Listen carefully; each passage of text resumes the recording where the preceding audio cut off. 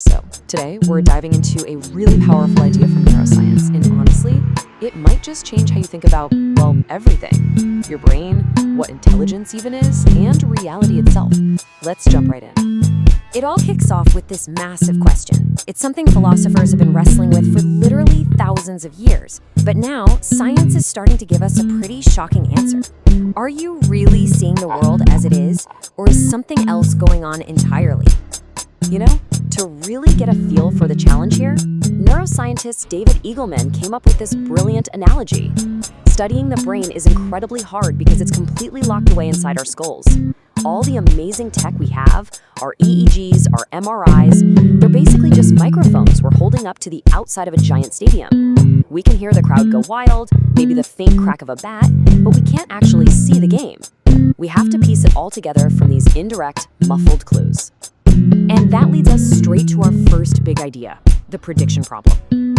Think about it. If your brain is only getting this limited, noisy, secondhand information, how on earth does it manage to create this stable, vibrant, totally coherent reality that you and I experience every single second of the day? What's so wild is that this is not a new problem. Not at all.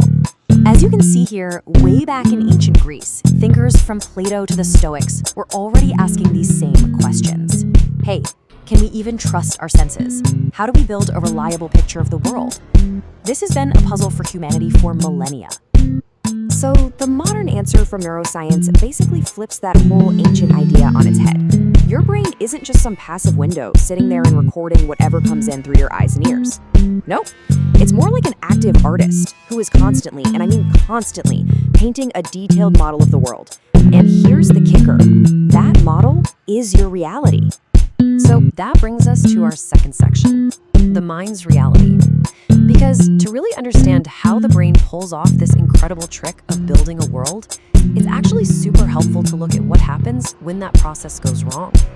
And this is where we see two major ways that internal model can break down. A delusion, that's a flaw in the thinking part of the model. It's a deeply held false belief. But a hallucination, that's a flaw in the perceiving part. You're actually seeing or hearing something that isn't there. Both are just these really powerful, if unsettling, reminders that the reality we experience is a construction. Okay, so this all leads to this huge, really tantalizing question.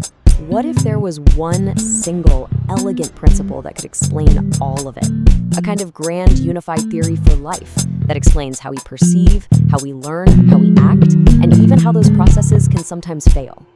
Which brings us right to section 3, a unifying principle. And this is where we meet the hero of our story, a powerful, all-encompassing theory from neuroscience that tries to do exactly that. It's called the free energy principle. Okay, don't get thrown by the name. Free energy is just a technical term from statistics. For our purposes, you can just think of it as a fancy word for surprise, or prediction error. The core idea is that the most fundamental drive for any living thing, from a single-celled organism all the way up to you, is to minimize surprise, to make the world as predictable as possible, because a predictable world is a safe world. So you see, this idea completely changes the game. The brain isn't just sitting back, waiting for information to come in from the senses before it decides what to do. No way. It's on the offense. It's constantly generating predictions about what it expects to see, hear, and feel in the very next moment. It's a prediction machine. So what happens when what you actually see doesn't match what you predicted you'd see? Well, that mismatch creates something called a prediction error.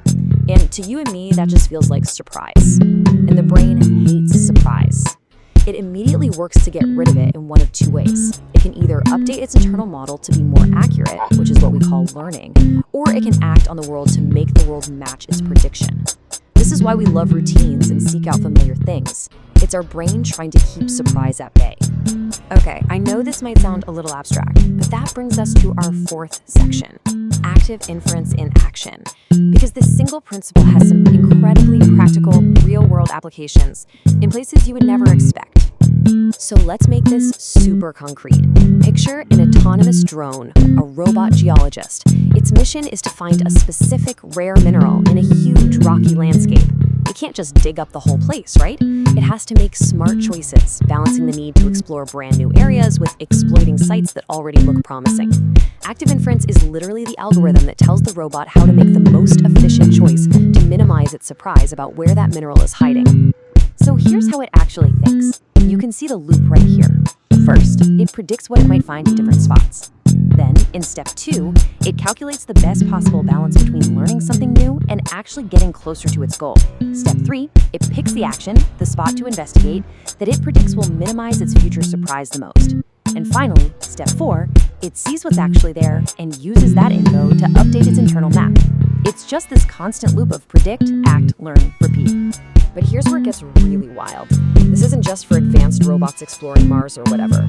This exact same principle, this drive to minimize surprise, is at the very heart of how we manage massive organizations and factories right here on Earth. Just look at this table. The parallels are kind of crazy. In a factory, what's a prediction error? Well, it's a part that doesn't meet the expected specifications, a non-conformance report. And when the engineers analyze what went wrong and update the process, that's just their version of learning. And changing what the machines are doing, that's their version of acting. And you know that term, firefighting? That's what happens when an organization is getting overwhelmed by too many surprises and just gets stuck reacting, which absolutely kills efficiency. So, we've gone from the human brain to robots to factories. The principle holds, but maybe the most profound, the most important application of all lies in shaping the very future of artificial intelligence. Because right now, we're looking at two very different paths for AI. On one side, you have today's large language models, and they're amazing, but they're fundamentally just very sophisticated word predictors. They're trained on a static snapshot of the internet, and they can't really learn on the fly. But on the other side, you have the vision of an AI built on active inference. This wouldn't be a word predictor. It would be a true world modeler. An AI designed from the ground up to handle novelty, to deal with surprise, and to constantly update its understanding of the world in real time. All right, let's bring this all home in our final section, the future of intelligence. After this whole journey through philosophy and robotics and AI, let's circle all the way back to that very first question we asked at the beginning. So, after everything we talked about, what's the answer? Is the world you experience out there the real world? According to this whole theory of the predictive mind, the answer is a pretty definitive no. We don't just passively receive reality through our senses like a camera.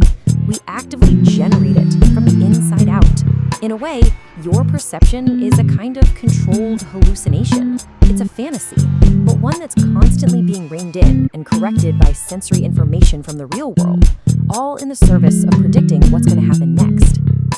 And I'll leave you with this last truly mind-bending quote from Carl Friston, the architect of this whole theory.